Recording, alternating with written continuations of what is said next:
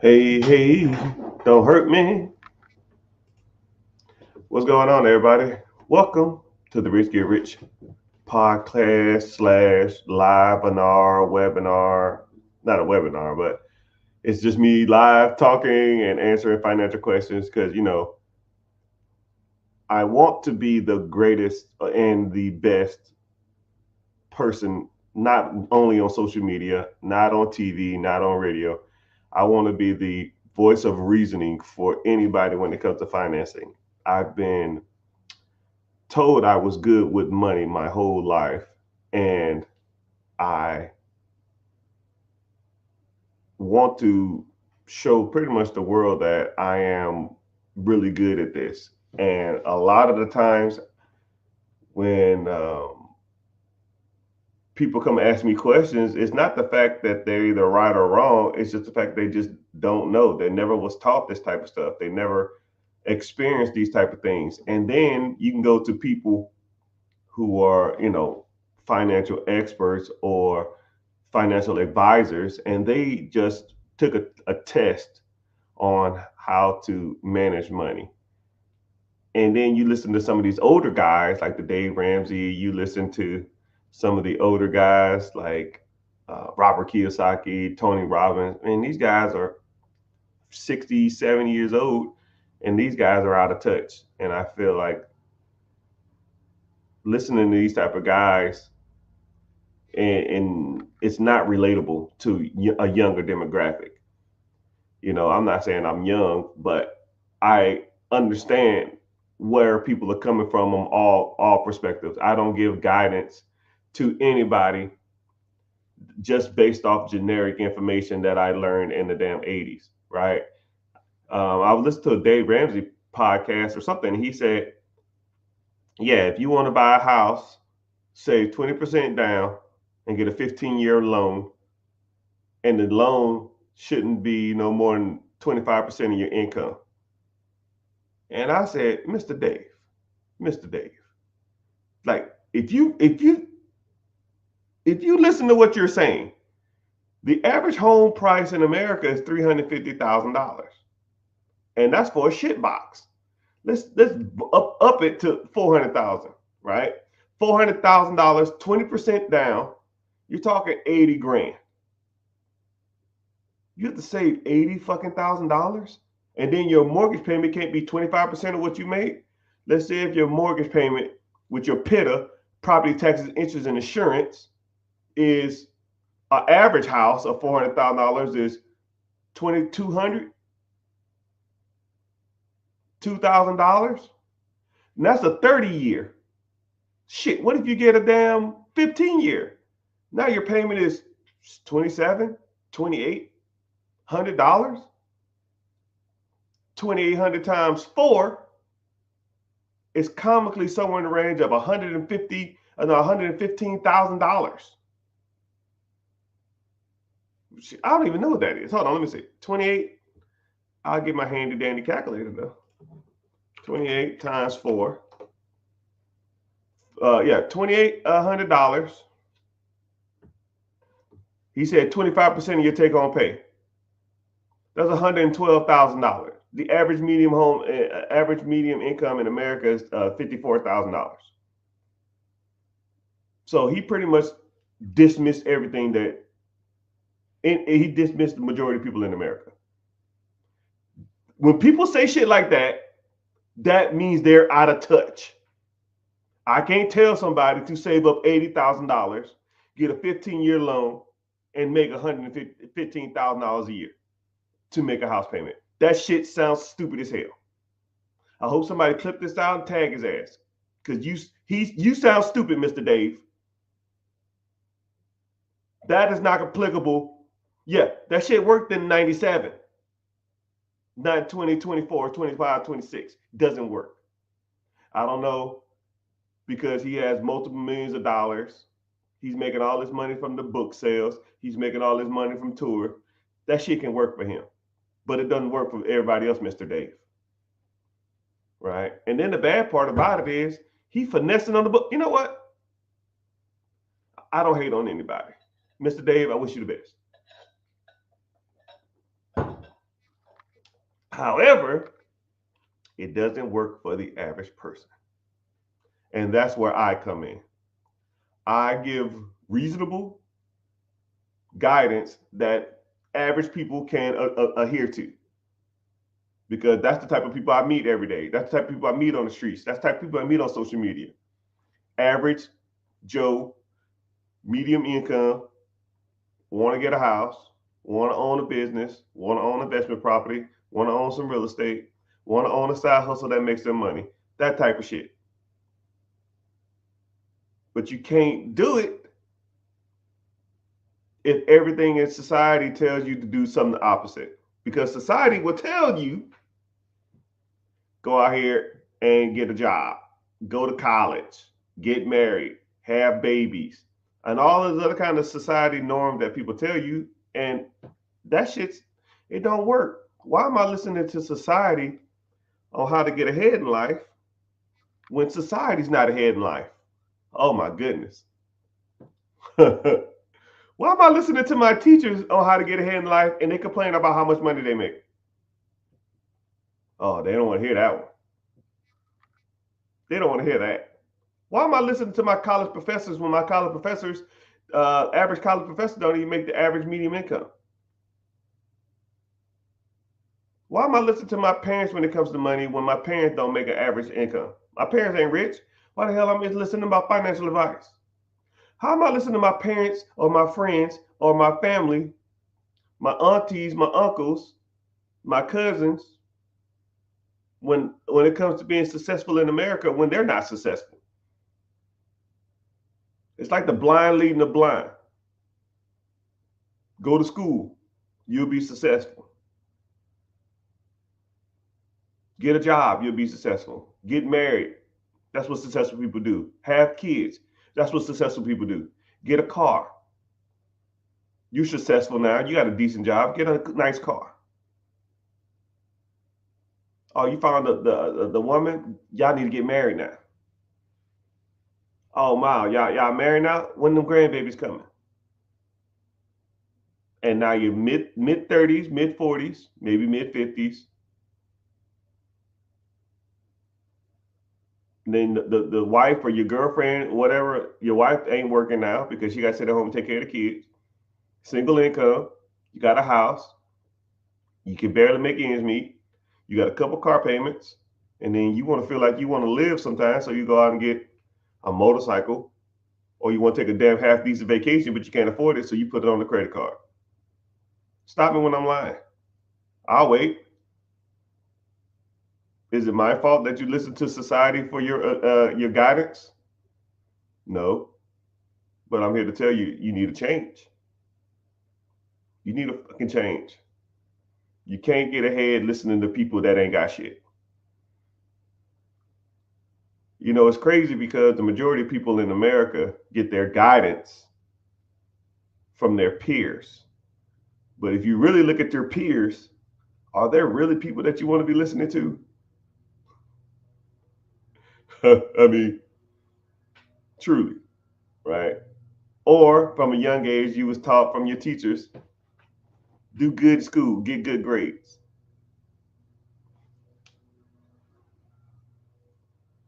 The average teacher income is $43,000 a year. I respect teachers. I love teachers, but they're the wrong people to be listening to when it comes to this money thing. And then you ever ask the teacher, "Do you do it for the money?" They say, "Hell no. I do it because I love it." Now, anybody who chooses passion over money should not be giving me a money guidance.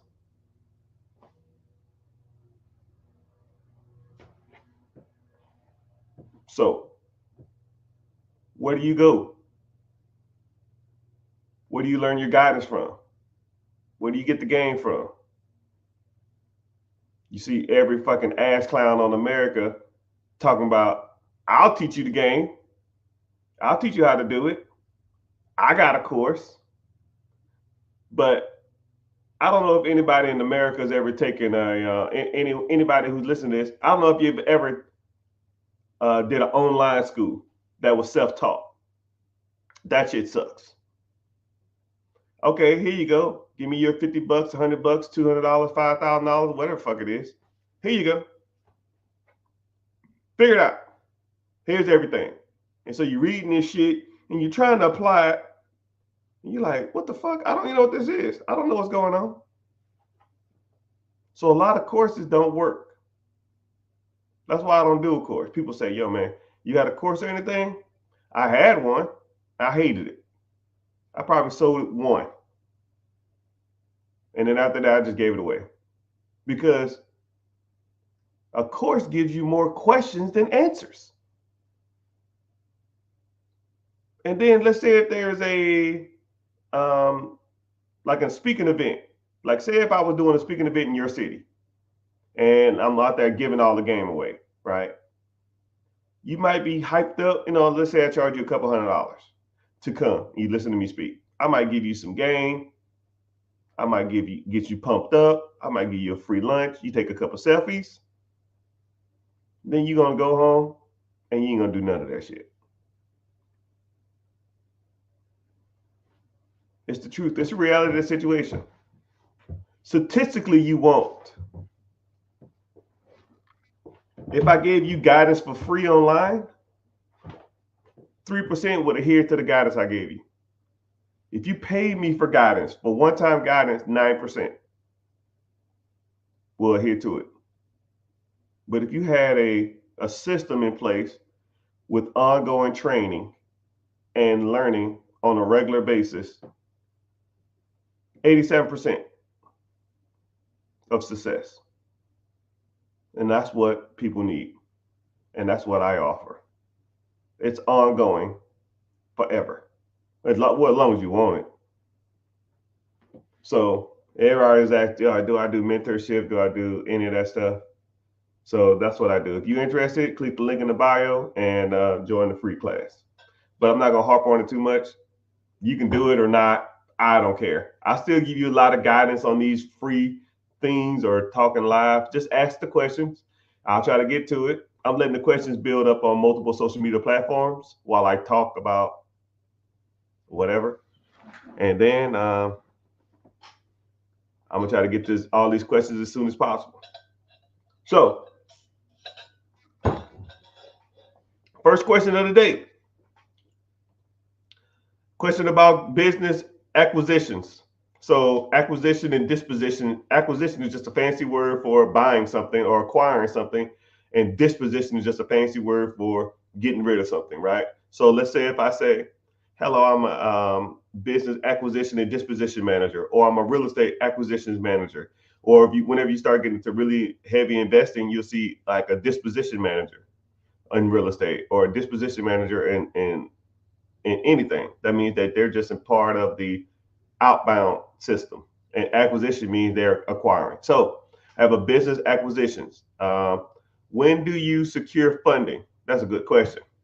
So if you want to buy an existing business, which one of the things that I like a specialty at is buying existing businesses. Because if you think about it, why start anything? Because you're impressed by it, because you want a sense of accomplishment. If you started a business today, will you make money tomorrow? More than likely not. Will you make money on Monday? More than likely not. Actually, you're more than likely to be in debt on Monday, tomorrow than you are today. If you start a business. However, if you buy a business, and let's say that business has systems in place, it has management, it has point of sale systems, it has employees, it has bookkeeping, it has all levels of staff. All you're doing is paying the bills. Okay. If all those things are in place, and let's say that business makes $20K a month, 20K divided by 30 days, that's $660 a day. That means if I buy it today, when I wake up tomorrow, in theory, there'll be $660 in my account. Day two, 600 and sorry, 1,320 bucks. Day three, so on and so on and so on. Right? There's not too many products in the world or things that you can buy that actually makes you money every day owning it. It's not too many. There are some, but you have to learn the difference between good ones and bad ones. Not all businesses to buy are good. Not all of them are bad either. Some of them are awesome, and some of them are shitty, and some of them are mediocre. You got to learn the difference. But whenever you get funding, it depends. You should try to get funding as soon as possible. If you want to use funding to buy anything that produces cash flow or to grow your existing business or anything of that sense, you should be doing that as soon as possible. I almost tell people try to get the funding first, but be looking for different ways to different plays on things you can buy at the same time. And so for people that don't think that the funding stuff works, I always show this one. This is a brand new one. $30,000 business credit. And this is legit. It's right here. It's right there. All right. And then also, for people that think this is like some old card or it's fake, here's the date.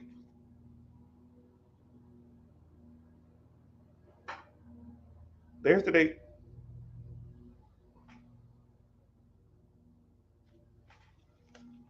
No. And here's the card.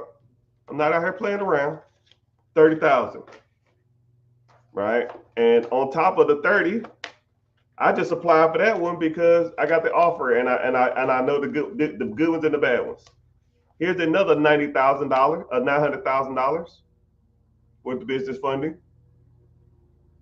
On top of my Centurion Black Platinum card, which is unlimited spending.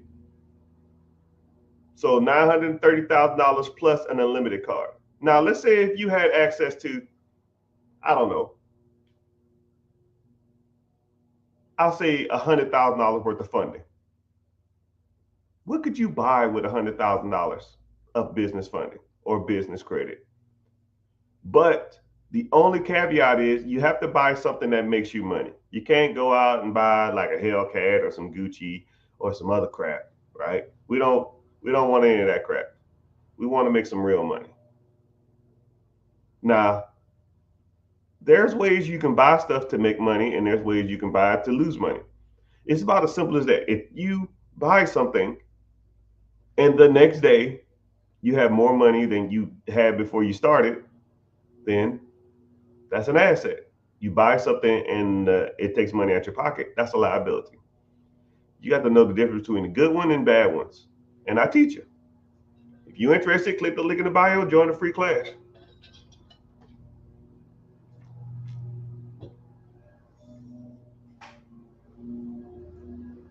So somebody said, can you speak on getting an SBA loan on a business that you want to acquire outside of the state you reside in? All right, good question. So whenever you are looking to buy a business,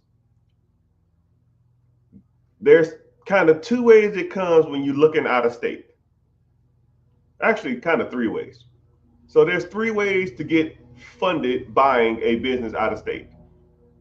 If you are what they consider driving distance to the next state or the neighboring state, the SBA will approve it. But if you're not within the driving range, you have to get a different type of loan. The federal government is kind of wishy-washy on them loaning money, and you're not going to be near the business. Even if the business is even if the business is not near, or even if it's a home-based business or it's an absentee business, if that makes sense. So let's say if you're in Georgia, right? Say if you're in Atlanta, if you want to buy a business in Tennessee, if it's in the driving range, the SBA loves it. It could be a work from home business, they'll approve that. But if it's a business that is absentee, then the SBA wants you to be in that range. If you're not in that range, then you have to go through a different method to get financing, which there's like 2 or 3 other ways. So be within driving range, one, or find the other 2 ways to get uh, access to capital to purchase that existing business.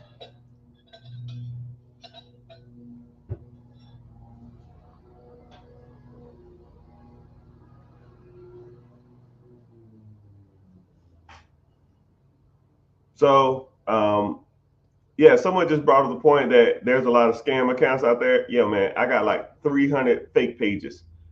I don't choose to. I don't know why they're like that. I just know that I have them. I don't want them, but it is what it is. So if you see a fake page out there, um, check if it has a decent amount of followers, and More than likely, I won't ask you for money through a DM or nothing like that. Only thing that I offer is a free webinar. And if you come to the free webinar, you'll be interacting with me. And if you want to move forward on something, let's say if you wanted to get business funding, business credit, if you wanted to uh, get the credit options, or if you wanted to do a one-on-one or a consultation or any of that stuff, I'll only do it through the webinar because it's easier for me to track who's coming through it. And it also helps you know that you're engaging with me. You're not engaging with a fake account because you physically see me. It's not a live, it's not a recording, it's me. So I always try to do that.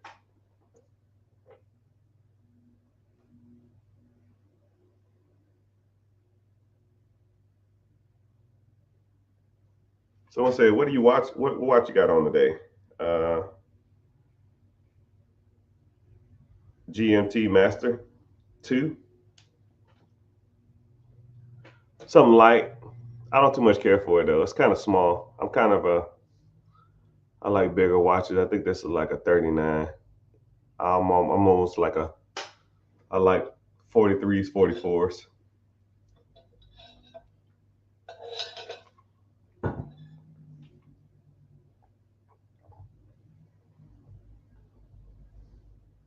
Somebody said I don't know you with the beard like that. Yeah, the beard is okay. Like I said, it almost doesn't give professional either. I see why people say that um, people are more trustworthy with beards or without beards. I don't know. I don't like it. I wish it would grow out a little more on the side, and it's kind of thinned out. But I'll figure it out. All right. So now somebody asked, I got $5,000. I want to start a business. What do you suggest? So you have $5,000. You came to me. First thing I would do is I would try to one. I will make sure that everything personally is in order because one, a lot of businesses or a lot of real estate transactions won't be they won't they'll look at the amount of money that you got to put into that as not a lot. But one thing about $5,000 is you can take $5,000 and you can make yourself appease to the banks better. So what that means is, so let's say for example, you have $5,000, right? Then now you go establish relationships with, let's say, 3 banks. I'll say Bank of America, Wells Fargo, and Chase. I don't know. You get your business structure right, and then you open up business lines of business bank accounts, right? And deposit a couple $100, $300, right? Banks are relationships based. I always use the analogy of a woman who has kids. because it's just easier to comprehend. You want to date the mom, but the mom has kids. You go over to her house and you say, "Hey, I want to take you out on a date." That's the bank. The bank is the mama, and the bank gets access to all the money in the world because $5,000, $10,000, $50,000, $100,000, that ain't even nowhere comparable to what the bank has. So you go to the baby mama and you say, "Hey, I want to date you, right? I want to marry you. I want to be the best thing in the world to you." And they're gonna say, "Well, I have kids. Are you taking care of my kids?" And then you say, "What kids you got?" "My primary checking, my personal savings, my business savings, my personal credit cards, my business checking, CDs, and stuff like that." And the more attention you show to the bank's kids, the more the mama will love you. So if I had to start with nothing, my job is to go impress multiple baby mamas. Bank of America, Truist, PNG, Navy Federal, USAA, Wells Fargo, Bank of America. I mean, there's tons of banks. There's tons of baby mamas out here, right? There's tons of banks out here. And once you go and establish relationships with those banks, then you ask the baby mama, "Yo, you gonna take me on a date?" "Well, you are playing with my son checking account, primary checking. You do play with my daughter, primary savings, and you do you even come over and walk my dog, which is my business checking. Let's go out for a date." Now you can go through that bank and you can raise all kind of money, right? Like I showed you before. Here's 20,000 from the bank, or 30,000, a 30 ball, a 30 ball, a 30 haul, a 30 ball, right?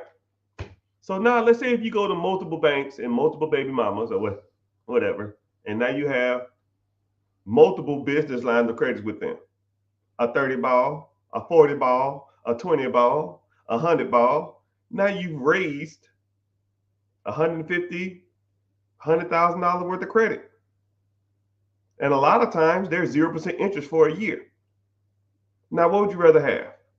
$100,000 of someone else's money or $5,000 of your own money spread out over, you know, you rather have $5,000 in one account or $5,000 in four accounts, and those four accounts gives you access to $100,000 worth of line of credit. It's still your money.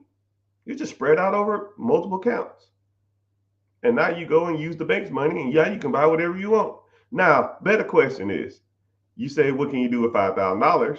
What can you do with $100,000 now of line of credit from four different banks? And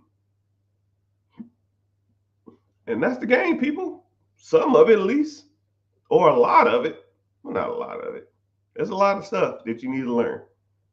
But no one talks about this at school. Your friends don't talk about it because they ain't damn doing it. Your coworkers ain't talking about it. They just want to go to work, do work, go home, and watch football. And I'll sit up here and talk about this stuff all day. In theory, this is my job. I just wake up, take a quick shower, do a quick shave, sit on here and make money. That's the game, right? Or use other people's credit or other people's funds and buy assets that produces cash flow, storage units, vending machines, businesses, donut shops, ice cream shops, freaking whatever, insurance companies, tech companies. it don't make a difference. Now you got to know what the difference between a good business and a bad business is.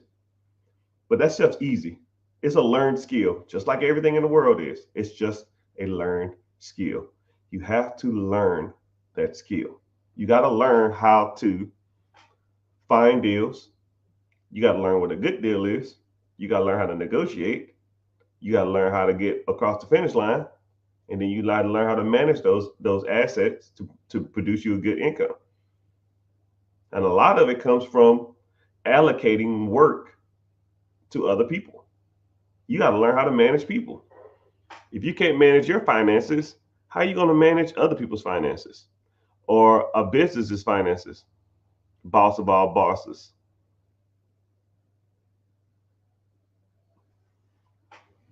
When do you secure funding like SBA?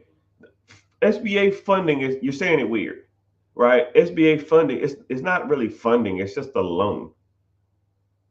But if a person came to me and they said, yo, man, I found a business I like, and first of all, I got to figure out if it even qualifies for SBA 7A loan.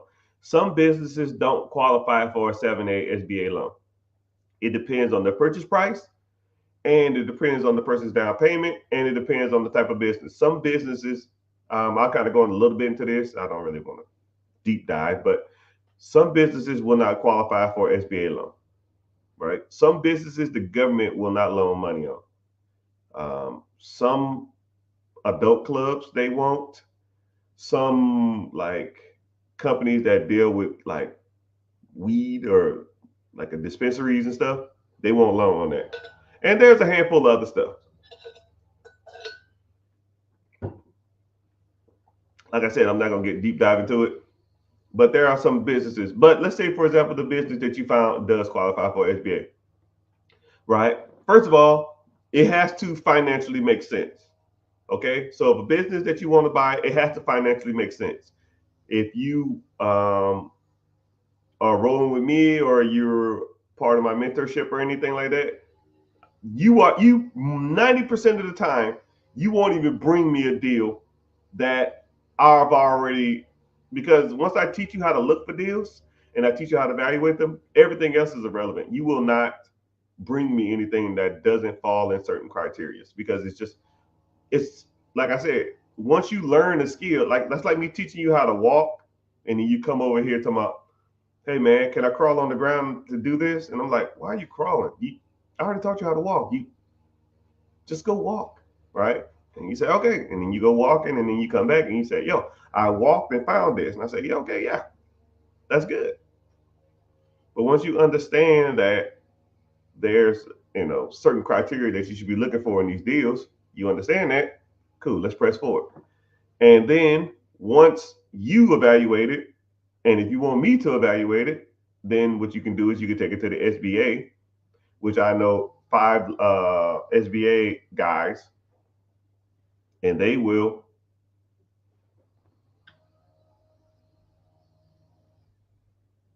I know 5 SBA guys that will um, look at those deals and see if they financially make sense. And if they financially make sense, then they'll say, okay, you can get approved for this loan. But, after that, you got to do your due diligence because there's more than just getting money for a business. There's more to getting money for a real estate deal, right? You got to look at if it's real estate, you got to look at the property, see if it has a tenant in it, see how much work it needs, see what the appraised value is, see how much you're getting it for, and all of the other kind of stuff, right? When it comes to a business, you got to look at the P&Ls, you look at the year to date, you got to look at the tax returns, you got to look at how much the equity state, you got to look at. I mean, it's a lot. So you got to know that back end stuff too. So there's a lot of things that you should know, or a lot of things that you should know.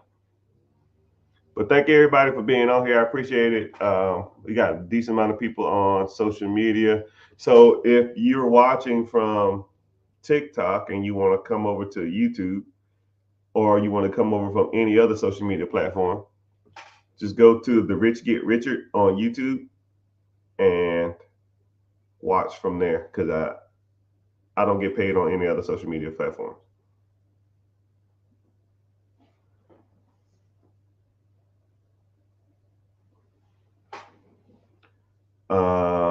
How do I look at deals to see if it's worth my efforts? Yeah, you just got to learn, right? If you want to get into the mentorship, or you want to get into the coaching, or you want to get into a deep dive, or even a one-on-one session, when I break the stuff down, I do. You know, it's kind of crazy is when I meet people and they want to learn like super in depth, or I teach like a mass class or something, I'll always ask them 5 questions before I start. And the 5 questions are like just vague questions about owning a business. And no one ever passes the test initially. Nobody. So once they pass the class, or after I teach them, after about an hour or whatever, I ask them the same 5 questions and they get damn near 80, 90, 100%, because they know what they're looking for now. It's just a learned skill.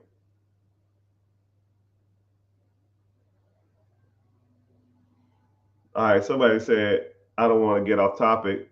There's no such thing as that. Do you have any advice starting a biz with a partners? Like I said, I don't start businesses. But if I wanted to buy a business, or let's say, for example, if I wanted to start a business from with a partner, I would make sure everything's in on paper and get everything, signed and notary, because I don't want, you don't want to damn do deals with people and it come back to backfire you in the future.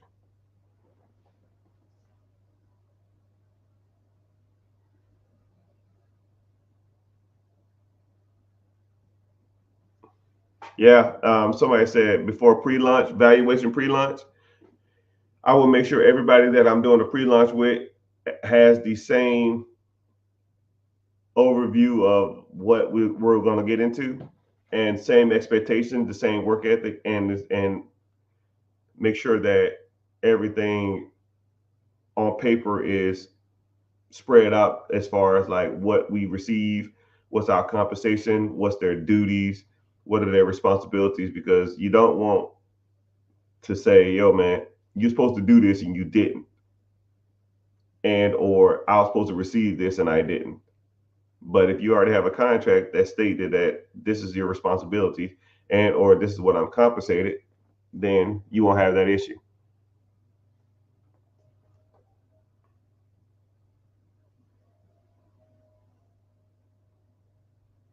Good evening, good day, good morning, good afternoon, wherever you damn checking in from. Someone said one more time. I don't know. Someone one more time. Good evening, good morning. T, what's happening? The interest rates are ridiculous now. Interest rates they are what they are. If a deal, this is what's crazy about interest rates. If a deal makes money, like I don't even look at the interest rates. A lot of people say focus on the interest rate. Look at the interest rate. Interest rates are high. Man, if I give you $1 and you give me back two, but the interest rate's at 99%, do I care? I mean, let's be real. If I put $1 into a bucket, I wait an hour and I come back and there's $2 in the bucket, and I take the $2 out. And then I take the $2 out, hold it in my hand for a second, I put the $2 back in the bucket, come back in an hour, and I take the $2 out the bucket. Now that's $4. Do I care how much interest the bucket made off of me? Oh man, you could have made $3 on the bucket. Nah, I don't care. You could have made $2, instead of having that extra dollar. Don't care. If I put $1 in the bucket, and I leave and I come back and it's $2 in the bucket, I don't care how much I don't care how much they charge me for that process. Don't even care, right? You have to look at it like that too, especially when it comes to home ownership too. When you look at home ownership, if you're buying a house and the house payment is just as much as renting, or you can house hack and rent out rooms of the house, or get roommates, or split half the house, get like a duplex or a fourplex or a quadplex or a triplex. You live in one unit and you rent out the other ones. I don't care what the interest rates are. I don't care. That don't make any sense to me. Like I did this one property. Actually, I closed on it maybe 3 months ago. I got it at a deal. I got it for 130, and it was worth 190. Okay, so simple math. That's $60,000 worth of equity. Okay, 60K worth of equity, and I financed the property at 7.5% interest. My PITA, property taxes, interest, insurance, PITI, was really PITA PITIM, property taxes, interest, and insurance, and my management fee, which is 10%. It rents for 1,700. All my fees is 1,150 or something. I'll round it up to 1,200. If I'm getting 1,700, my fees are 500. I mean, it's 1,200. I make $500 a month. Plus, I got $60,000 worth of equity just sitting there. Whenever I go to sell it or go to refinance it or take a HELOC or whatever on it. Now, how many people in here would do that deal? How many people would buy a property, have 130 into it, it's worth 190, so you make 60, rent it out for 1,700, and your bills is $1,200. That's $500 a month. How many people would do that deal?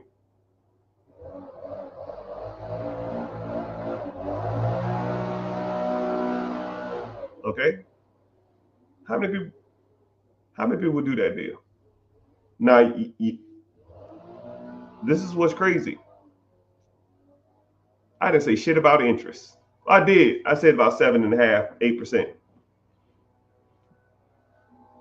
But in that deal, the interest rate could be 15%. I'll probably still be breaking even on the rent, but I still got $60,000 worth of equity. And that's how we do it. That's why people say, yo, the interest rates are high. I don't care about that. Don't care. It's real money to be made out here. You just got to know how to evaluate deals. Or you can negotiate. And then this is what's crazy. Since the interest rates are so high, use interest rates in your favor. If interest rates are high, when you're negotiating with an owner, you say, hey, interest rates are high and they want a lot of money down. Why don't I just pay you directly and I don't have to go out and get a loan? If I got to put 20% down at the bank and they're going to charge me 7.5%, 8% interest on an investment property, why don't I just pay you directly? I'll give you the money down and I just pay you. That way, you pay less in taxes. I don't have to go get a loan. And then I'll balloon you out in like 5 years. So all that money you're making, you're paying less in taxes.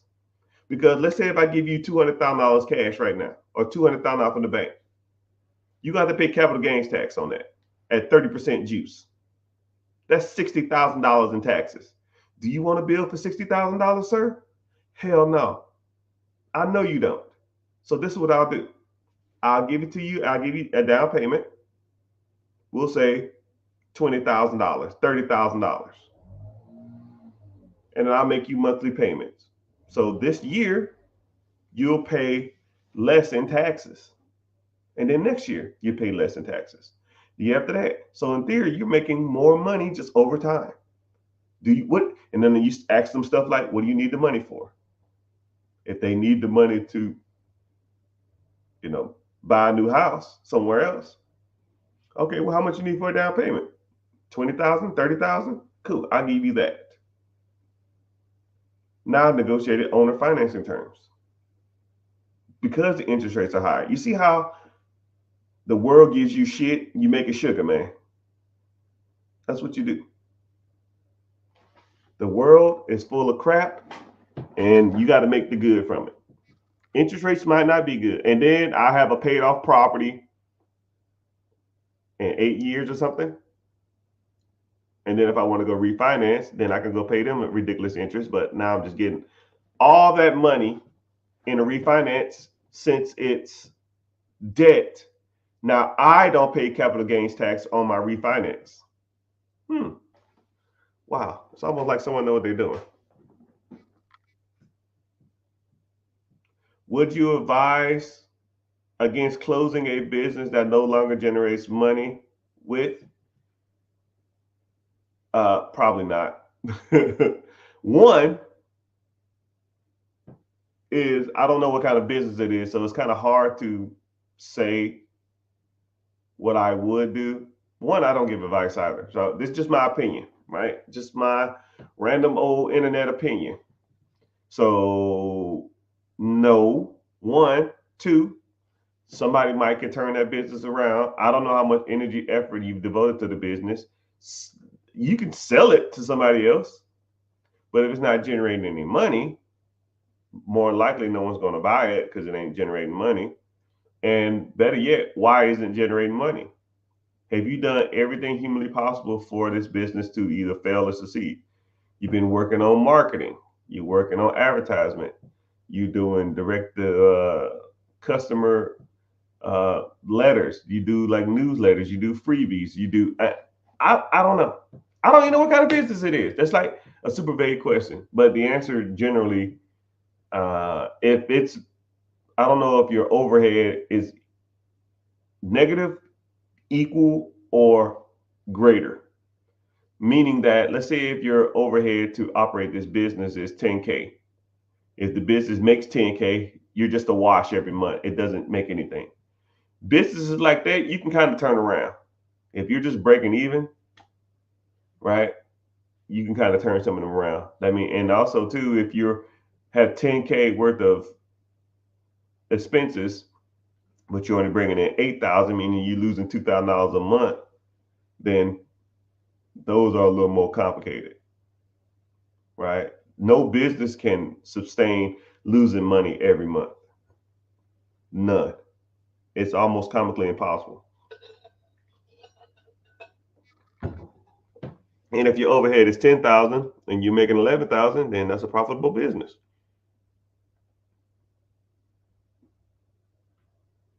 Someone's using your profile to message you. Yeah. So if you see me messaging you talking about some crypto or anything like that, just block them and report them because it's not me.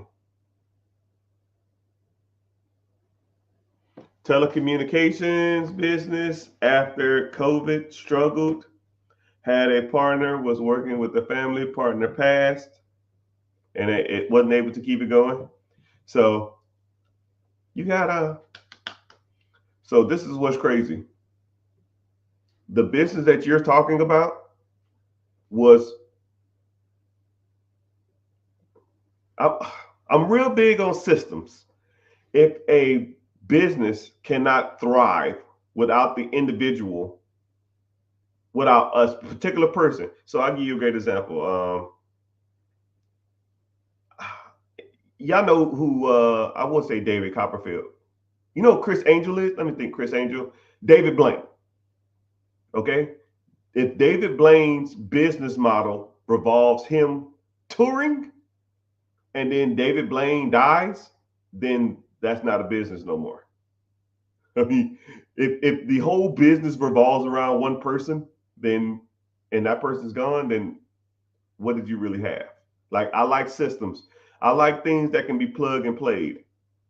You know, it's almost like a checkerboard. If I lose a piece, I just slide another piece up. You know, if you have a telecommunications business, you had a partner and you was working with family, and then the partner passes, and then now you can't do it. Either one or two things are going to happen. Either you need to sell it to somebody who can devote the time, energy, effort to it, or you need to find someone else that can devote that time, energy, effort into it, and replace that individual.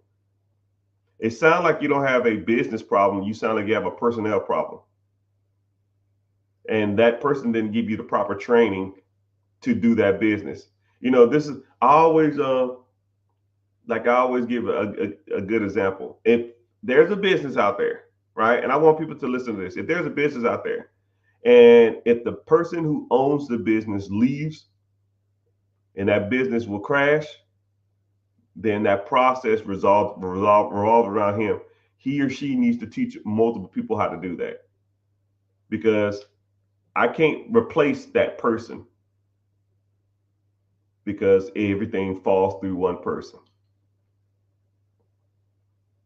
So you probably got to look at a couple things. One, can I replace this individual that was working there? Then you have to look at if the person that was working there before, if his position is indisposable, right? If he brought in the majority of the stuff, if he was the reason people was there, if he had all the connections, and if I can't make that work, then what do you have, right? If you sell it to somebody else, you might can sell the context, the resources, and the systems. But if that individual brought in all the systems, he brought in all the resources, then that's something you have to evaluate and see if that's what you probably got to try to make it work without them, or even hire somebody to do it. But that's a good question. I don't want to guide you too much and too in depth, but it's like I said, still, like I don't know what no money brings in either. That's like a weird statement. Zero income. Do you bring in? It says don't bring in any money anymore. Are you losing money? Are you breaking even? Or you just not bringing in as much as you want? Right? Because all those answers have different results. If it's not bringing in the money you want, right, you might got to do stuff to generate more money, and or sell that process to somebody else if you don't want to do it no more. Or if it's breaking even, you can still sell the process. Or I don't know if you have employees, you don't want to get the employees fired, but you probably got to start working on ways, maybe a specific business consultant in that area. But if it's losing money every month, no person should own anything that should be losing money every month.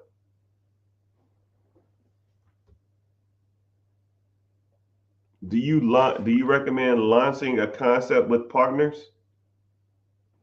Yeah, if you want to, but concepts statistically are hard to grow and hard to make work. It helps with the load, but I've been advised no. It's kind of crazy, man. It's like, not don't take this the wrong way.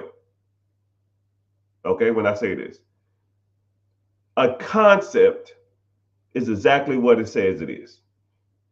For every Mark Zuckerberg who thought of Facebook, there's hundreds of other ones that you've never heard of that didn't make it.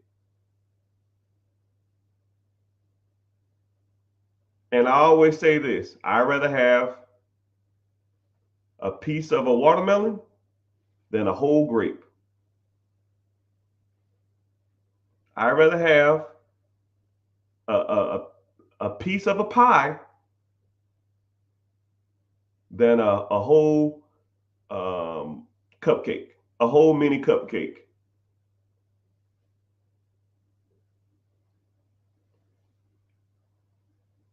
Think of it like that. If anybody's going to help you launch, get ahead, grow a business, put it in the clause to help them be compensated for that. It can still be your baby, but it's grown exponentially and you got help doing it. So I'll give you a great example of that. A awesome example of that. Okay? I want to see what y'all think. Amazon was started and founded by Jeff Bezos. And he had to raise money through investors. And he had to dilute the amount of money he had in the company or how much equity he had in the company. Anybody want to take a stab at what percentage Jeff Bezos owns of Amazon now? Right? I'm gonna look up the answer because I know it, but I don't. But I want to always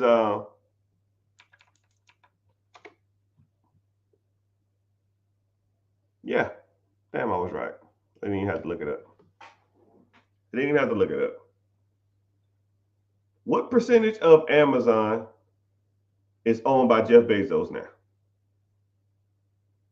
Throw some numbers out, people. 50%, 80%. Don't look it up, because if you look it up, I know you. If you say the number, I know you looked it up. I read this a while back.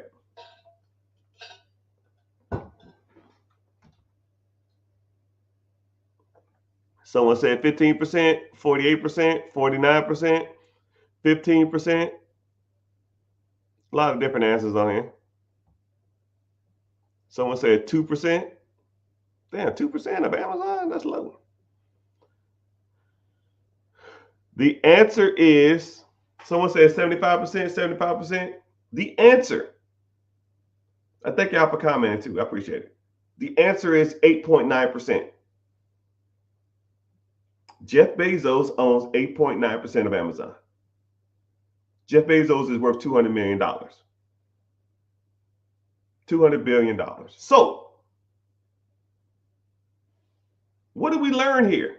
Individual stated, do you recommend launching a concept with a partner or partners? It will help with the load. I was advised or told no. Like I said, I don't give advice. This is just a random opinion from a random black dude on the internet. Jeff Bezos owns 8.9% of Amazon. You want to grow? Get help. Like I said, I'd rather own a piece of a pie than a whole mini cupcake. I'd rather own a slice of watermelon than a whole grape. Ask Jeff Bezos. And everybody associates Jeff Bezos with Amazon. He don't even own the majority of it. Not even close. He just started it and he was the CEO for a while. He stepped down as the CEO. He ain't even the majority shareholders. He sold it off. So whenever people thinking or everybody people be talking about, man, I got this great idea. We can do this. I'm gonna do this. Okay, cool, man. Where's the money? Who's helping you? Who you bringing in? When you gonna launch? When you gonna take this concept to market? And you gonna do it by yourself? Probably not. And I'm not saying you ain't. Hell, you'll be surprised. I'll probably get some multi-millionaires and billionaires come to the comment section and get some guidance from me and they press on. I'm not saying that. The odds of you doing it are slim to none, but you're going to probably need some help to do it. When I met Jeff Bezos in 2000, he wasn't even going to the factories. He got there and he opened up the factory. He walked around for about an hour, or he walked around for like 2 or 3 days, and I ain't see his ass no more. I opened up one of the Amazon factories in Atlanta. So, but yeah, enough about that.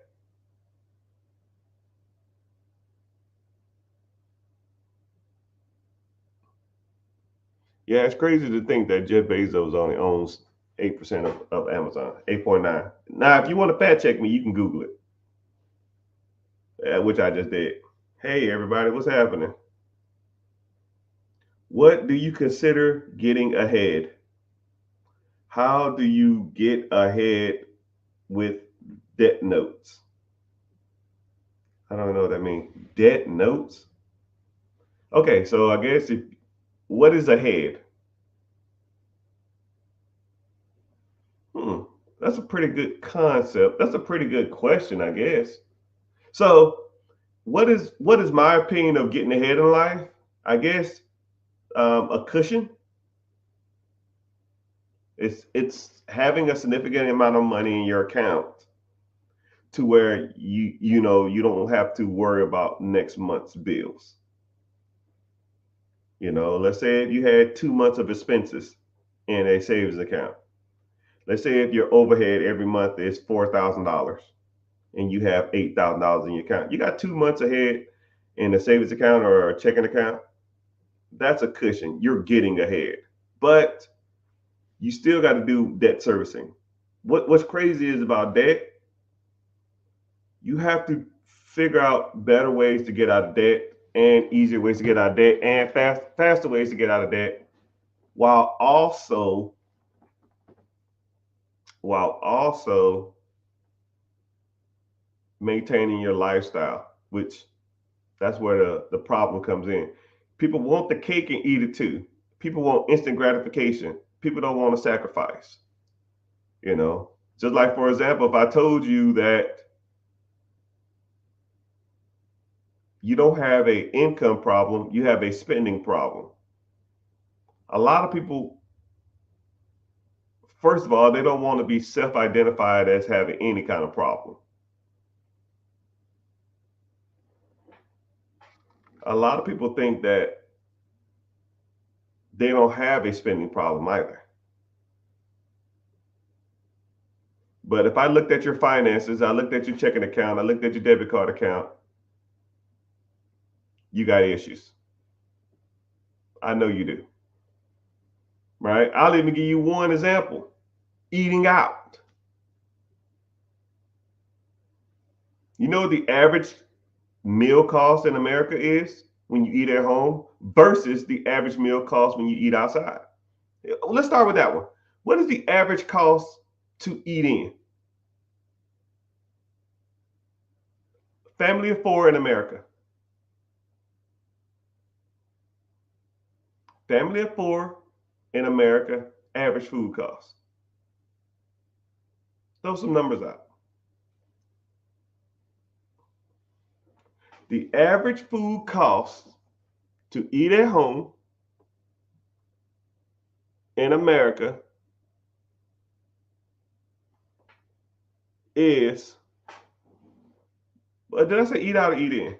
Right? Did I say eat out? Okay. Okay. I'll say eat out. I don't know what I said. What is the average cost for a family to eat out in America? Average. Someone said McDonald's. I don't know what. I don't know. Not eating at home. Someone said $75. Right. At least this is what the data says. I don't think it's correct, but this is just what the data said. One day I looked it up. The average person or the average family of four to eat out is $19. Don't know if that's true or not. Maybe that's a box of chicken from KFC in 1995, but I don't know. Maybe that's McDonald's, right? Now, this is just one meal. One meal. Average family in America, one meal, four people, $19 on average. Now I'm gonna break down. Let's flip the script. What does the average family spend on one meal to eat at home? What is the? Yeah, I know, 1982. I don't know if they're basing it off of rural areas. I don't know if they're basing it off of pizza, because pizza is really not that expensive. Little Caesars, you can get two Little Caesars pizzas for $12. I mean, I get it. If I ate at McDonald's, like say a number four, like a number one is what, $5, three $5 meals. That's $20. Well, it was $5. I don't know what the hell it is now. I don't eat that crap. So, what does the average family spend in America on staying at home and eating? Family of four. At home, someone said $10. Someone else says $4. Someone says $7. Someone says $12. The average family, if they ate at home, would be at $3.75. So every time you eat out, you're spending probably 400 to 500% more. And that's not even for the day. That's per meal. $20 to eat out, $3.75 to eat at home. Now, I want you to think about this. How many times have you eat? Be honest. I want to see honesty in the comment sections right now. How many times have you eaten out this month? Or fuck it, this week? Say the duration and how many times. Say I've eaten out 4 times this week. I've eaten out at least 5 times this month. Costco hot dogs? Yeah, maybe. Costco hot dogs be hitting. I be hating when my bun be wet though. I don't like that stuff, right? And be honest, right?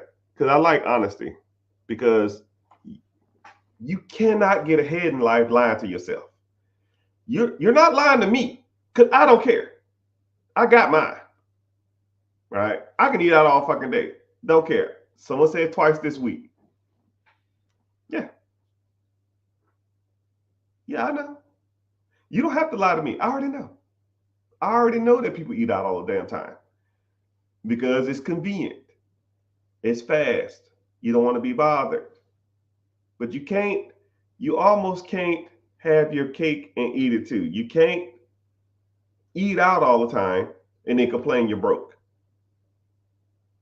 You know, pick a struggle. Pick that I had to eat shit all day, eat corn and baked chicken, or complain that pick your. I complain about being broke. You can't do both, man. Right?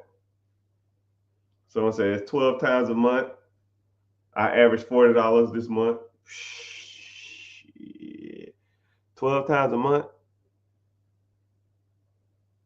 That's the second person this week that said Costco hot dogs are good. I might have to try them. You ain't never had a Costco hot dog? Man, where y'all been living? Under a rock? It's not the fact, I'll tell you something too.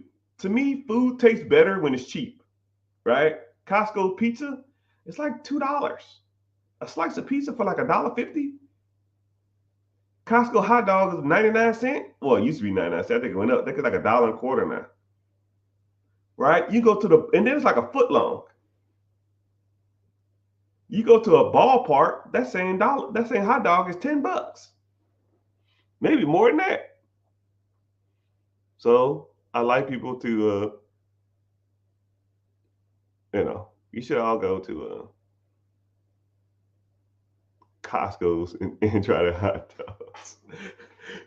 But don't come back here and say, yo, man, I went to Costco's, I took my dinner date, and we ate Costco hot dogs and we didn't like it. Don't do that, right? You Costco's, you shopping. I think because you work up an appetite and it's convenient and you're hungry. I think that's why they do it like that.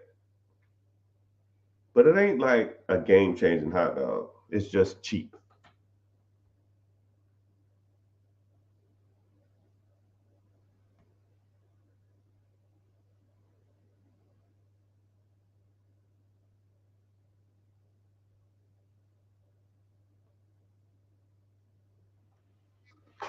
Someone says, If you're working 80 hours a week, you're making $20, $30 an hour, should be the first three steps if the company has a 401k. One of my specialities. All right, so you have a 401k. First thing you should do is go to your human resources management department, probably the ones in charge of your 401k, and you ask them, is your 401k match? Whatever they match, you max that shit out. If they say they match 5%, you put 5%. If they match 2%, you do 2%. Whatever they match, you match. What's crazy is I was talking to a guy, and he said,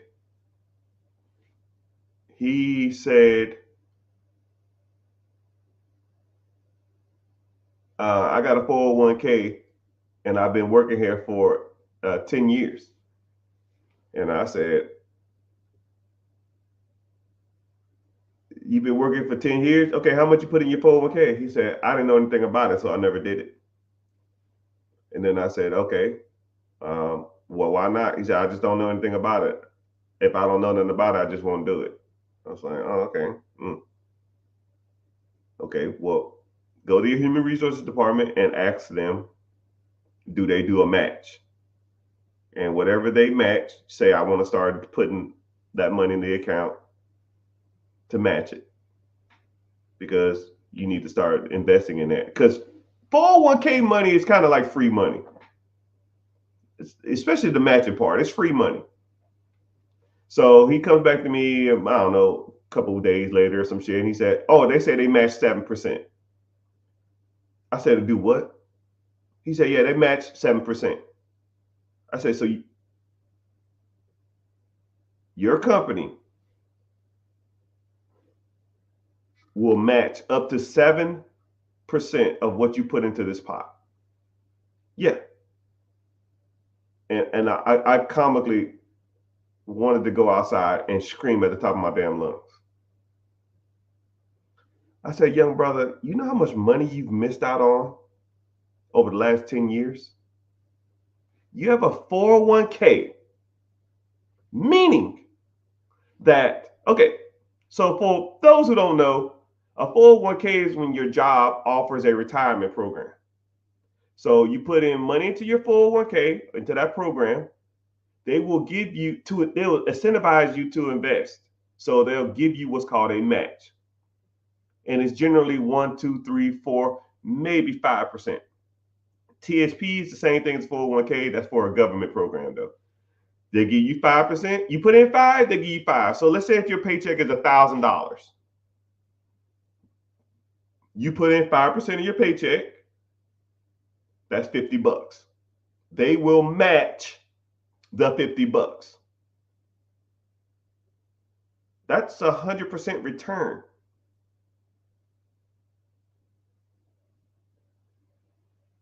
This is third grade math, people.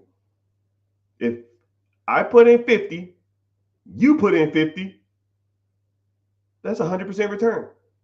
What asset that's going to give you 100% rate of return just from putting money into it? There's not a lot. There's not a lot. Well, Mr. Richard, I don't know if I'm going to live to be 65. I know you're alive now. I'm not going to help what happens in the future. We're here now. What's the play? What do you want to do? Because I hear that shit all the time. Well, I don't plan on working for him forever. I didn't say that. I don't even care. You put 50 into the bucket, someone else is going to put $50 into a bucket. This is a no-brainer, people. And then that's not even compounded interest. You put 50 into the bucket, they put $50 into the bucket. Now you got $100. They put the $100 into the stock market. Now the $100 is going to make you on average 10.1% interest every year. So now your $100 then made $10 year one. Now your $110 is going to make $11. So now you're at $121. Then you'll be at $12 at 10%. So now you have 133, and so forth and so on and so forth and so on. You're making interest on free money. I don't know why everybody doesn't do it. It's free money, people. And then what's crazy is now you have options. You can borrow against your 401k if you wanted to. You could take out a line of credit against your 401k.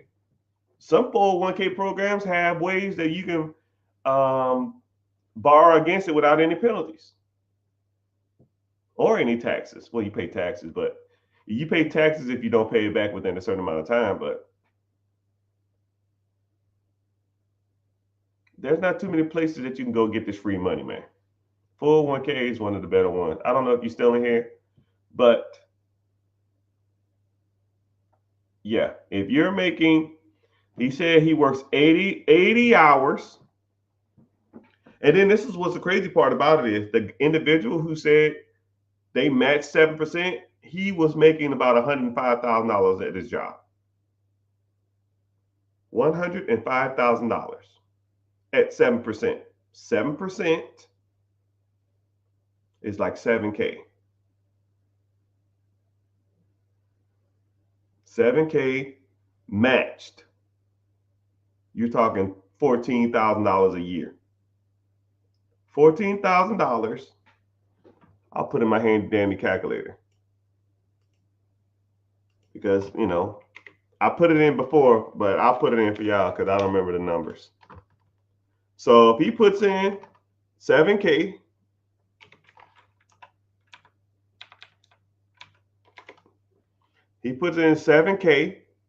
they match the 7K.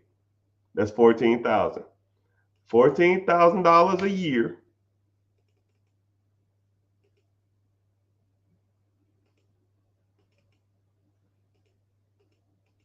Actually, it's more than that. My math's off.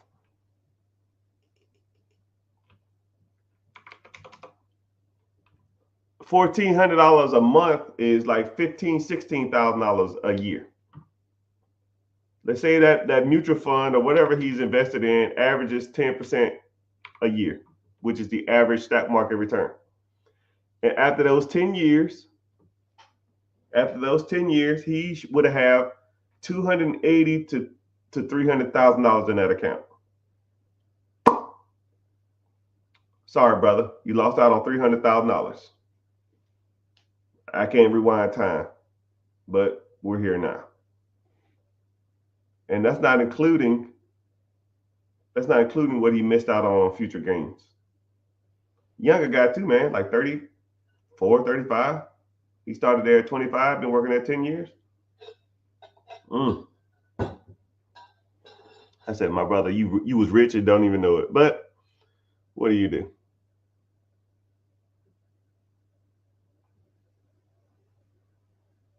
Someone says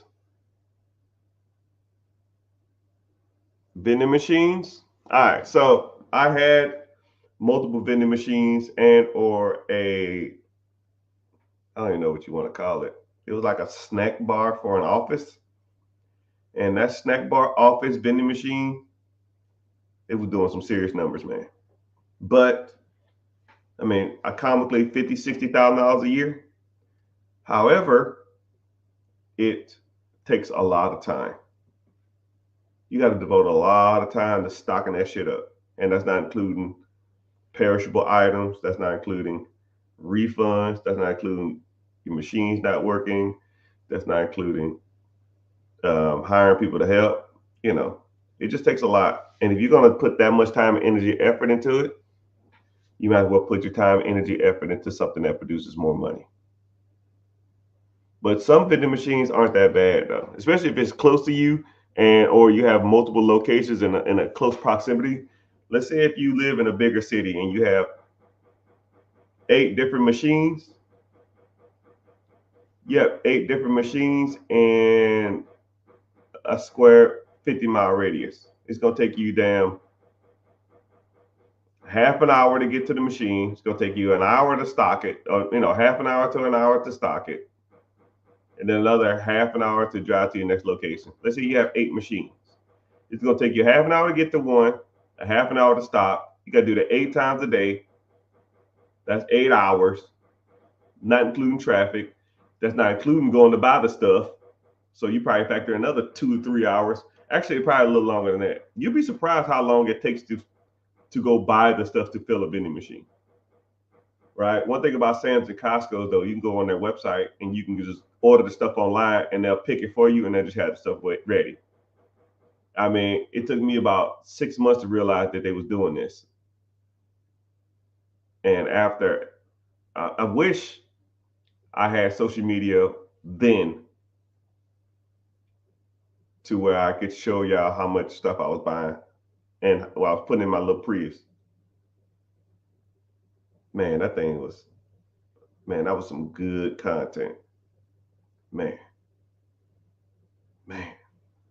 I was dropping $2,000 a week in that damn place, man. Now probably about $2,000 a month. $2,000 or $3,000 a month in snacks. It was a lot. A lot.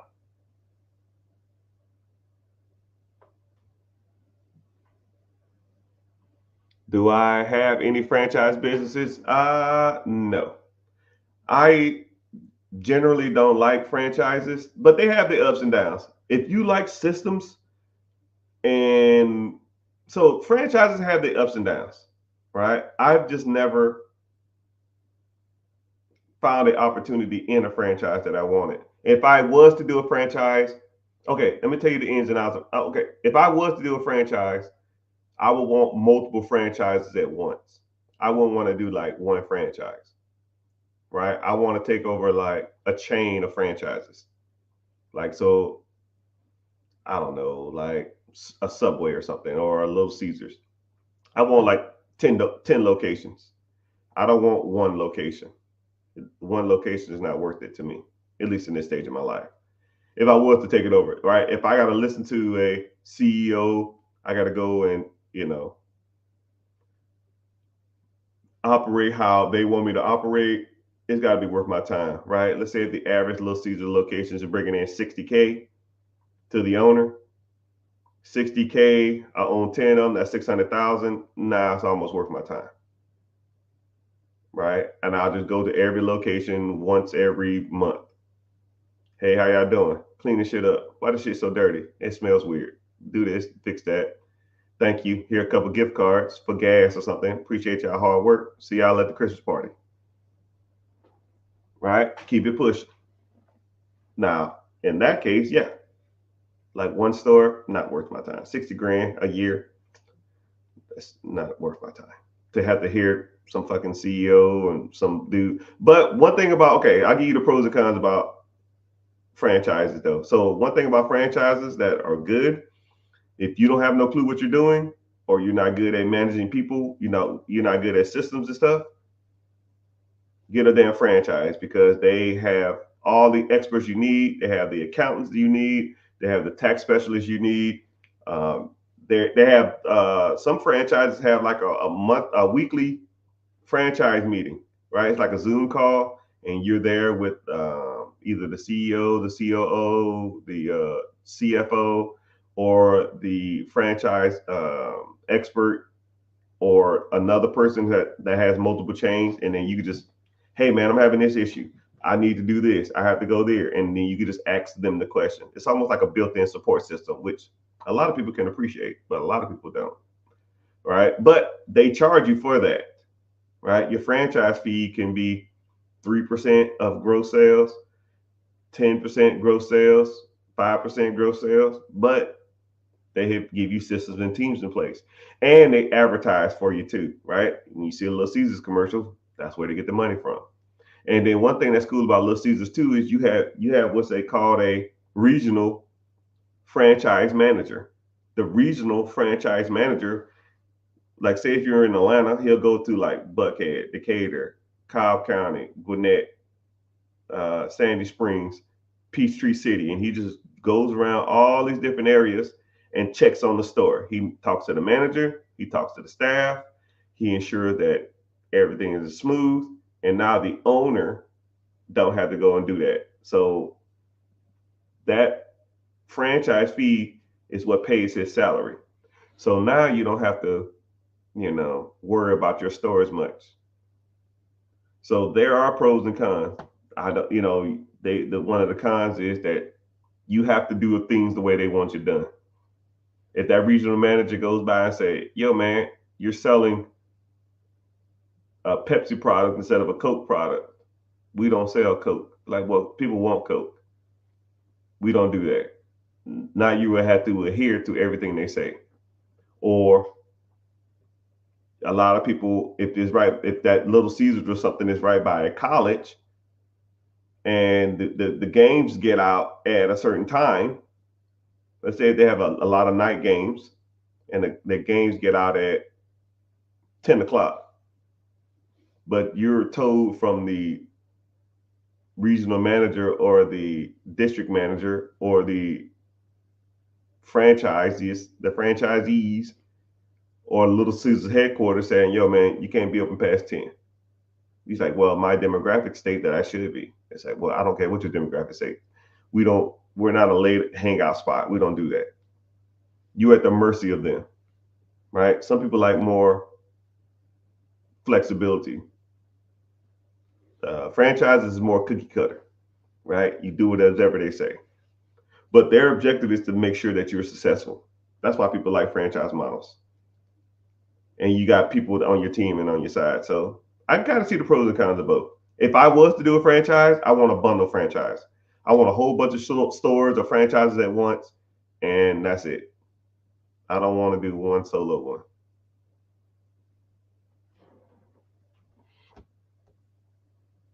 Where's the link? Link to what? The free class? Click the link above, click my name, or go to the link in the bio and type in, or go to YouTube and or wherever and just click the free class.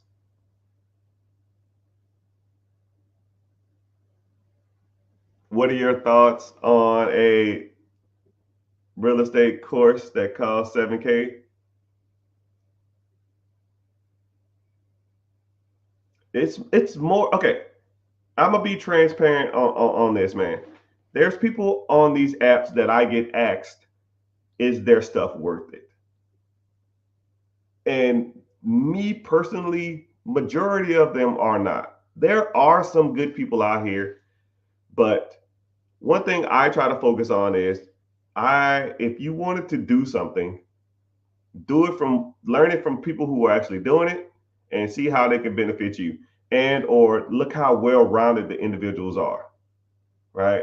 I don't want to work with people who are out of touch when it comes to this stuff, right? If I'm on social media and I'm flexing a whole bunch of cars and I'm flexing my boats and flexing my houses and I'm really truly not talking about the shit that I want to learn, then why go through that person, right? But think about it like me, right? And I hate to plug myself, but I wouldn't be doing myself any justice if I didn't plug myself. You people come on here and ask me questions for hours on end, and I don't shun the questions away. I don't pick and choose certain questions. I answer answer every question on here, right? And I'm giving y'all this for free. Imagine what you would get if you signed up. Think about it like that. And then not only do I focus on real estate, right? I've made majority of my money initially in real estate. I've been buying properties since 2008. And then we can break down, some people focus on Section 8. Some people focus on syndication. Some people focus on Airbnb. Some people focus on BRRRR. Some people focus on lease options. Some people focus on sub 2. Some people focus on wholesaling. Some people focus on bird dogging. Some people focus on bird strategy. Some people focus on fix and flip. I do them all. I mean, why focus on one way to skin a cat when I can skin the cat 100 different ways? I mean, and then a lot of that shit's overpriced. A lot of that shit you can just Google. But what you want is somebody to walk you through the process. And that's what I'm good at. You have a question about something, You come to me and ask me directly, right? I know people that have programs. When you sign up for them, you get their team. With me, you don't get no fucking team. Well, you get the team, but you get me. You see my ugly face every week. And I'm asking you the questions. Did you do this? Did you go here? Did you do this? Did you do that? If the answer is no, then it's your fault if you don't be successful. But it won't be mine because I'm going to tell you what to do. You better take notes and listen and pay attention. Some persons came to me the other day. It was like, yo, man, every time I come to your class, I'm already tired from the day. I'll say, yep, I don't give a fuck what you are, right? You here to learn. Let's learn. Do this, do this, do this, do this, do this, and let's go.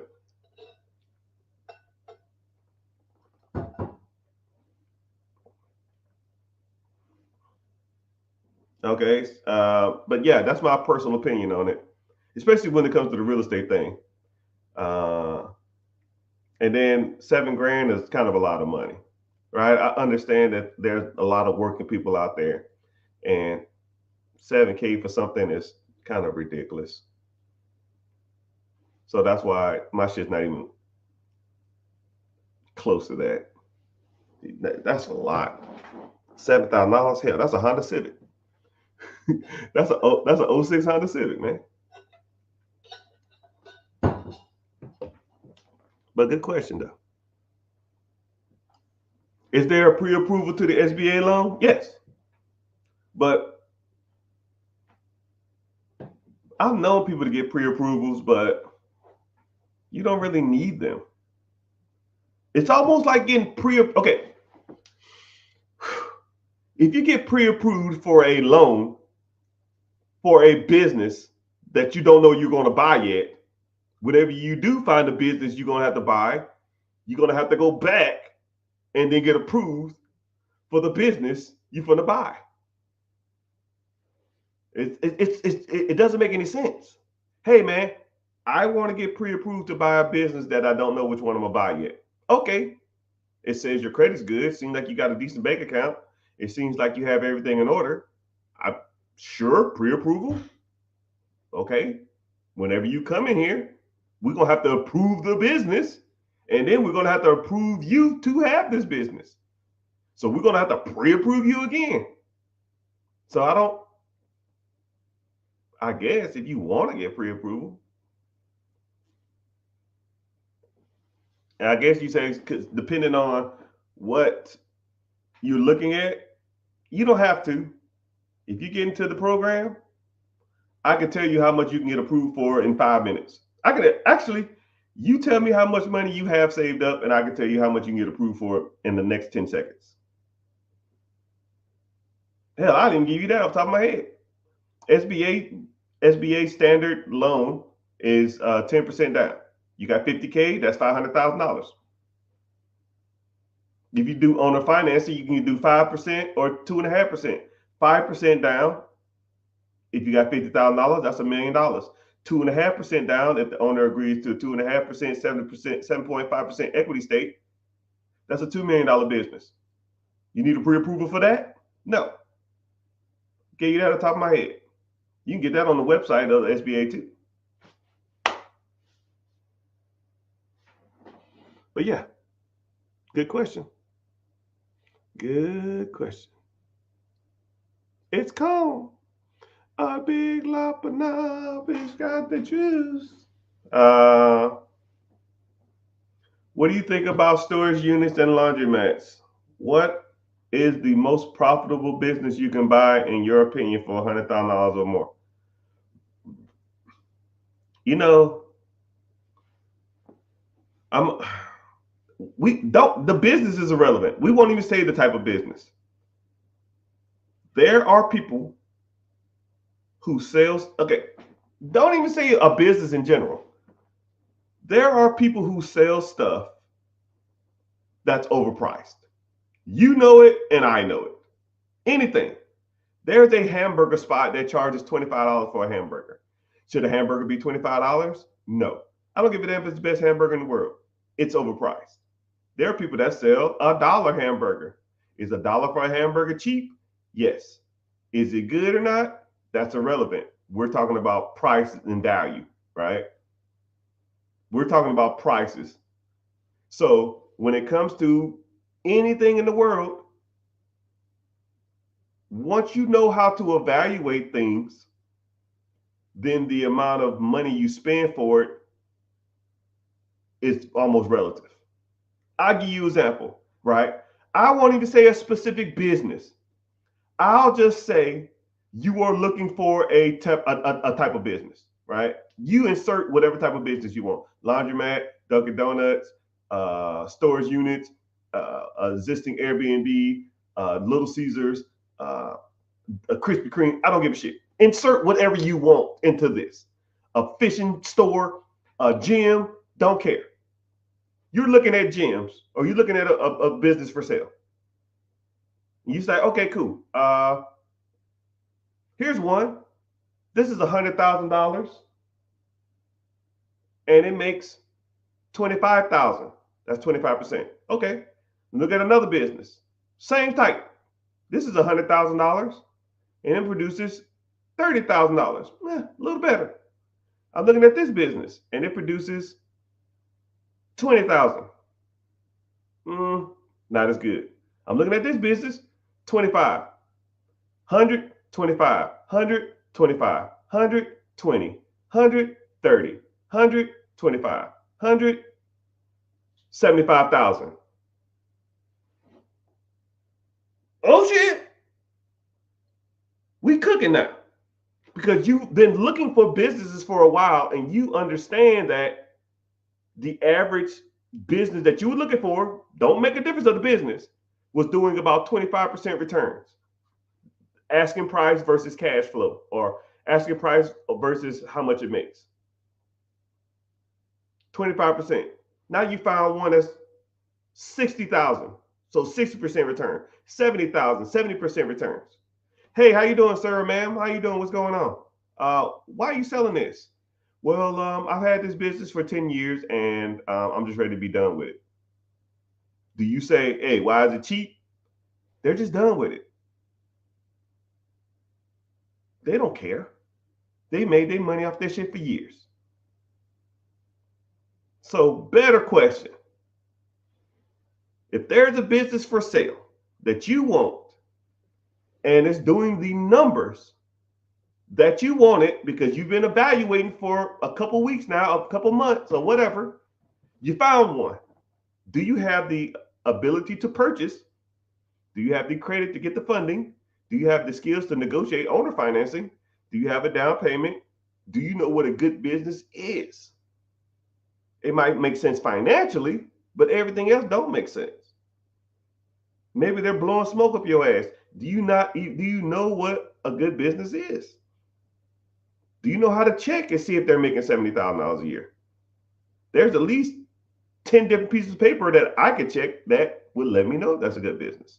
So the business, like I said, you inserted your own business. So is there a good business for you?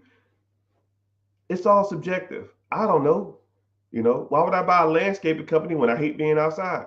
Why would I buy a pool servicing businesses when I can't even swim? Or I'm allergic to chlorine, right? I don't know. But I do know that some businesses financially make more sense than others on average. But you got to look for those averages. You got to look at what works and what don't, right? But that's what we talk about. That's where I help you at. What is the ways to get funded? Wow, that's a good question. So there's multiple ways to get funded in real estate, businesses. You can get funding through. I have a funding company where I help people get funded. Right? We get you business funding, and we get you 0% interest for over an extended period of time. So there are people out there that will get you funding, but I call it reckless funding. What they'll do is they'll sign you up and then they'll run your credit through the ringer and they'll give you all kind of line of credit. They'll get you a shit ton of money, but then one, they don't tell you how to spend the money. Two, they don't tell you how to liquidate the money. And three, they don't give you 0% interest, right? Yeah, if I get $100,000 worth of line of credit and any of it, and my payment is through the moon, right? I got to start making that money back ASAP. Pretty much setting people up for failure. But if you have a 0% interest, not only is your payment lower, you have a longer period of time to find a way to service that debt and pay off that debt. But my funding team probably has 10 different programs when it comes to businesses, right? You can get a you get a business loan to buy equipment for your existing business. Let's say if you're a farmer or you have a machine press or something like that, I can get you funding for equipment. I get you funded on accounts receivable. Let's say if you did a Kickstarter and you pre-order got $100,000 worth of pre-orders, and you want to fill those pre-orders. You want to take that money and grow the business more, but you want to use those pre-orders to grow your business or fill those orders. I can get you funded on order fills. I can get you funding to get you money to grow a business. I get you money to buy a business. I get you money to expand your existing business. I get you money for real estate. I get you money for Airbnb, side hustles. You want to buy ATMs? I don't give a shit, right? I have so many funding plays. You want to do an SBA Express loan? I can help you with that. You can do an SBA 7A, help you with that. You can do an SBA flat. I can help you with that. You want to take a loan out against if you have a certain amount of stocks, say if you have $50,000 worth of stocks, you can leave the stocks in the brokerage account. I can get you a loan against that. If you have a 401k, I can help you get a loan against that. I mean, it's pretty much every loan program that's out there I can help you with. My funding team will get you the money. If you want the money, we'll get it to you. And we try to get it to you as cheap as possible. I try to be responsible, man. I don't want to get people $1 million worth of funding at 35% interest and give them no direction. Not only do I help you get the funds, I show you best assets to buy with them, and I teach you the best methods on debt servicing. So whenever you do acquire those assets, the assets pay for the debt that you borrowed the money for. So now it's just a wash, or you make money, which that's the way everybody should be doing it. I don't know what the hell people be taking money and starting businesses. That's just trash.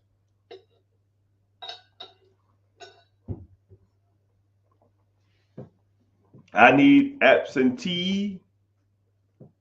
Where can I check in with the general manager? I don't want to buy a full-time job. I'm trying to get away from working 70 hours a week. Where can I check in with the general manager? Wherever you want.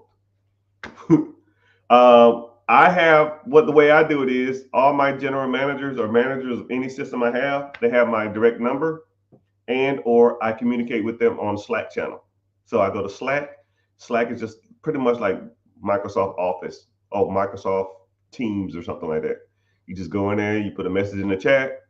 There's a chat for all the managers if they want to talk to each other. There's a message for me directly. There's a message for CPAs. There's a manager for the accounts, receivables, accountants, and all kind of stuff like that. So, we just get on there and chat, and that's how we figure stuff out. But I rarely talk to people though. Every once in a while, I'll say, "Hey man, let's hop on a quick phone call." But if you get a call from me, either you in trouble or it's something that needs to be just accomplished a little faster than most. Most time I just text people, but that's how it should be, right? So I just sit here. If you ever hear a bell in the background, that's somebody either talking on Slack or talking via email or talking via text message where I had to get to work. But I'll get to it in a sec. I kind of can double check now. Meaning more likely I'm going to have to get off here. But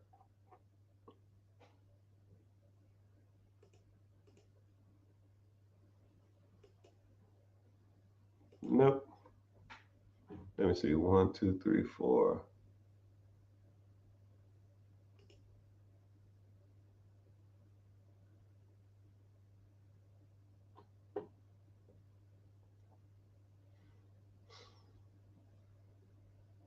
Give me a sec.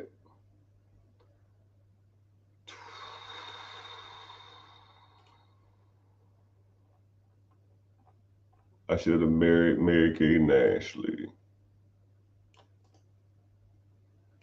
But I do so much emailing that I pretty much made a quick response because I already have things that I'm already going to say to people.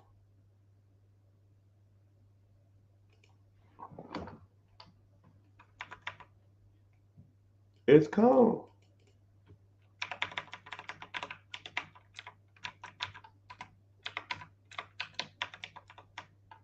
Come on now.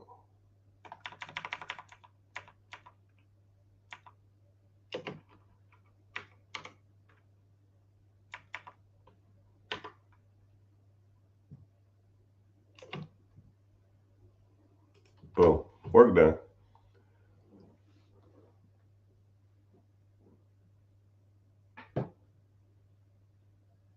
That's where you come in, right?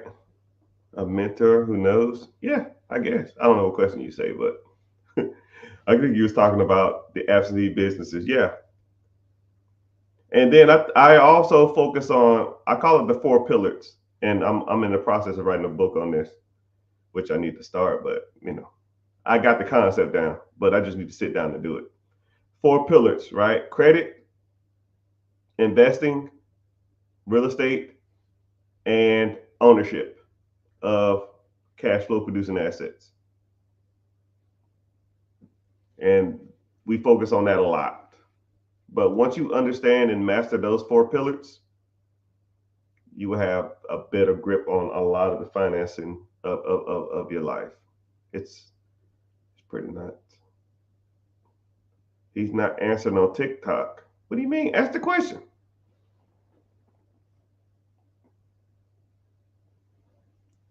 Have you ever financed? Have you ever acquired a distressed business? Distressed is a rough word. I don't. I don't take over problems. Distressed properties, yeah. Distressed businesses, I don't take on headaches. It's not worth it. Now, and distress is kind of like nah. The more I think about it, no. The answer is no. Is it a good time to do a HELOC or refinance? You should never refinance any home. A refinance is like a reset on the mortgage. Don't just That's just my personal opinion. I would never refinance a home, right? Either HELOC or sell.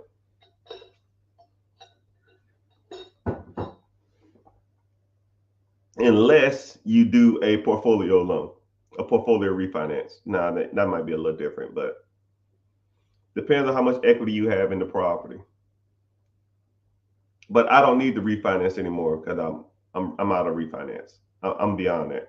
I hate restarting my mortgages unless you did a hard money loan or a private money loan. Like that's the only time you should be refinancing.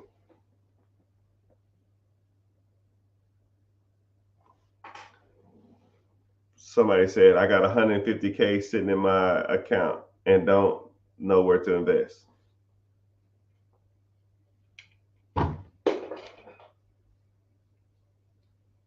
Come to the free class tonight. We'll talk about it.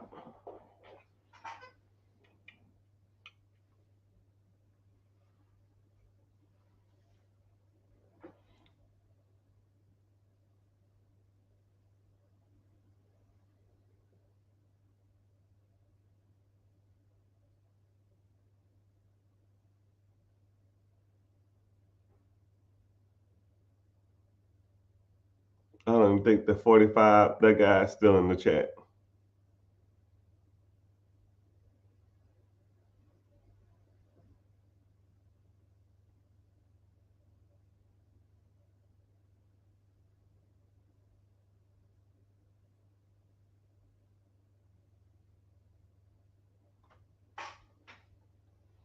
But as far as TikTok, not TikTok, Facebook, YouTube, Twitch, Instagram, I appreciate y'all being on here. I can only stay on so much time because it like kicks me out the system. But I appreciate y'all being here. I'll probably get off and then come back on because it just has to reset. But thank y'all for being here. If you're interested, I have a free class. Click the link in the bio, join the free class, and We go from there. Make sure you subbing. Support is free, and turning your notifications on every time I come on. You can come in here and get some value, and think of the questions when you're out and about, or you see some opportunity, and you like, man, I think about doing this, man. This ain't bad. Bring the questions. Hopefully, I can get you guided and pointed in the right direction. Right. All right. YouTube, Facebook, Instagram. Later, dudes.